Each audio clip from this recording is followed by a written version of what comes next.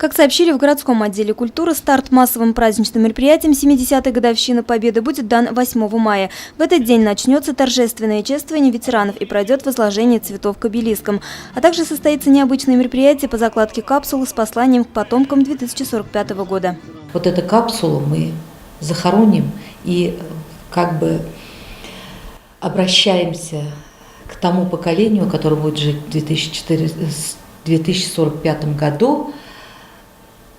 Ветеранов, скорее всего, не останется, но тем не менее их обращение останется к живущему, будущему нашему поколению. Это очень интересно, и я думаю, что это будет центровым мероприятием, самым интересным мероприятием празднования 70-летия. В День Победы 9 мая празднование начнется военным шествием. Жители города, коллективы предприятий и организаций, учащиеся образовательных учреждений пройдут от здания молодежного центра к мемориалу «Вечный огонь». В параде также будет колонна бессмертного полка. Кстати, в нее может присоединиться каждый, кто придет с фотографиями своих погибших родных, воевавших в годы Великой Отечественной войны или работавших в тылу. У «Вечного огня» состоится традиционный митинг, минута молчания и возложение цветов.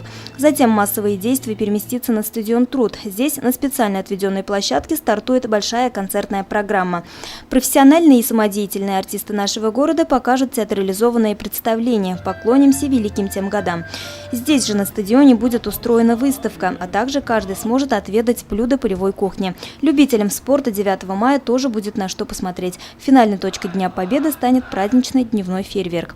Юлия Харисова, Радмир Исянголов, Гульгина Раскильдина, телекомпания СТВ.